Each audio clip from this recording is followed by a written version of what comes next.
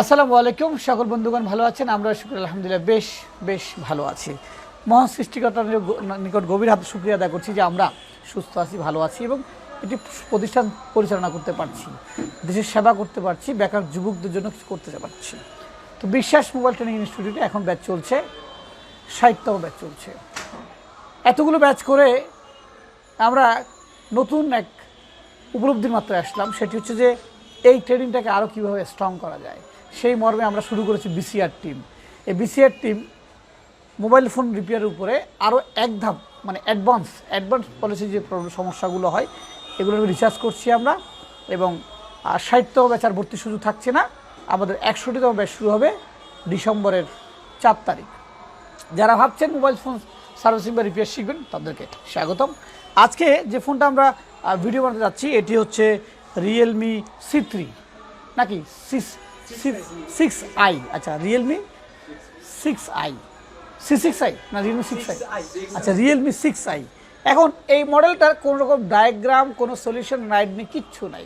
আমরা অনলাইনে সার্চ করেছি, যদি থাকতো আমাদের একটু ভালো হতে, কারণ এটা এর মধ্যেই আমাদের অ্যানাদার একজন টেকনিশিয়ান ভাই দেখেছেন, তিনি হয়তো সমূহ কাজটা করতে পারেন নাই এবং বিভিন্ন কম্পোনেন্ট কিছু মিসিং ছিল, যার কারণে সমস্যা হয়েছে। তো যে ফোনটা ডায়াগ্রাম নাই, সলিউশন নাই, সে ফোনটা কাজ করা নেহাত একটু ঝামেলা ছিল এবং সোশ্যাল মিডিয়ার গভীর শুকরিয়া আদায় করছি, আমরা অল্প সময়ের মধ্যে কাজটা আমরা সম্পূর্ণ করতে পারছি। তো কাজটা প্রথমে যে অনলাইনে নাই, হয়তো আমরা বলবো যে থেকে আমরা নাই বলছি, আসলে একটু আমরা দেখাই। দেখো, গুগলে লিখেছি আমরা রিয়েলমি 6i লাইট সলিউশন, বিনিময়ে আমাদেরকে এই সলিউশনকে দিয়েছে। দেখুন 5i, 6 ডিসপ্লে, 6 নো ডিসপ্লে। হ্যাঁ, 6i এর কোনো মডেল নাই এবং এগুলো একটা মডেল একটা মডেলের সাথে ম্যাচ করার সুযোগ নেই বা ম্যাচ করে না। ওকে, তো এই পর্যায়ে আমরা এদিকে যেভাবে কাজটি করলাম, কাজটি করার আগে কিছু টপিকস আমরা অ্যাপ্লাই করেছি।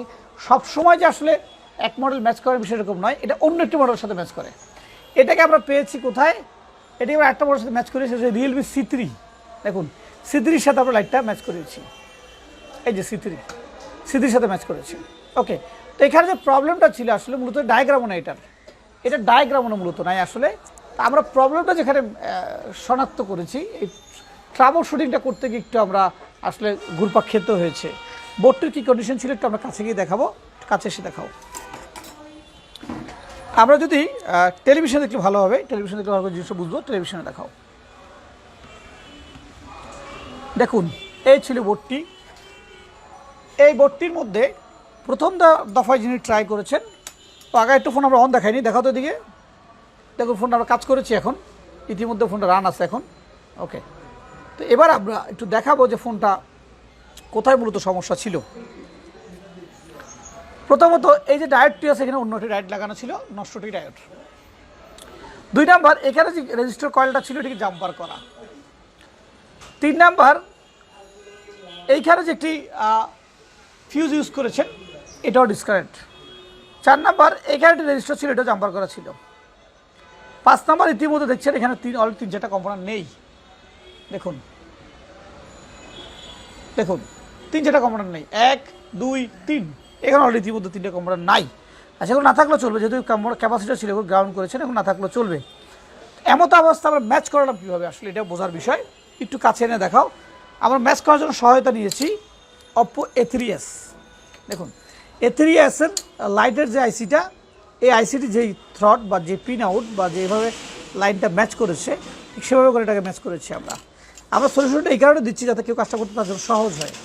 6 পিনের আইসি, একটি কয়েল, একটি ডায়োড, একটি সাপোর্ট ক্যাপাসিটর ক্যাপ, একটি এখানে একটি রেজিস্টার লাইনার, এখানেও সেটা রেজিস্টার লাইনার এখানে ছিল, যেটা খুলে আমরা এখানে লাগাইছি অবশ্য। এরপর একটি এখানে ফিউজ ইউজ করেছেন, যে ফিউজটা আমরা এখান থেকে খুলে বেসিক্যালি এই যেখান থেকে খুলেছিলাম আমরা, আমরা অলরেডি ইতিমধ্যে এটা এখানে লাগিয়ে দিয়েছি। তো এই যে লাইনটা প্রবলেম ছিল, এখানে এই জায়গাটাকে ক্যাথোড 1 ছিল, সেই লাইনটা মিসিং ছিল। ডায়োডের কারণে রিডিং কম ছিল। আসলে কয়েকটা সমস্যা এমনভাবে আসছে যেটাকে চাইলেও বিস্তারিত বলা যায় না। তো প্রথম অবস্থায় কাজ করেছি আমরা, ডায়োডটাকে রিপেয়ার করেছি, ডায়োড এবং ক্যাপাসিটর রিপেয়ার করেছি, রেজিস্টার লাইনার রিপেয়ার করেছি। দেন আমাদের পজিটিভের যে লাইনটা, সেই লাইনটা আমাদের রিকোয়ার্ড চলে আসছে। ক্যাথোডের যে লাইনটা ছিল, ক্যাথোডের লাইনটা যেহেতু এখানে এখানে একটা ফিউজ ইউজ করা হয়েছে, ফিউজটা ডিসকানেক্ট ছিল, যার কারণে স্বাভাবিকভাবে ক্যাথোড লাইন বেশি পাওয়ারফুল পায় নাই। আমাদের ডায়েটটা লাগিয়েছি, ডায়েট লাগানোর পর আমরা এখানে যে হাই ভোল্টেজটা, সেই ভোল্টেজটা আমরা 13 ভোল্ট, অ্যারাউন্ড 11 থেকে 13 ভোল্ট আমরা এখানে পাইছি।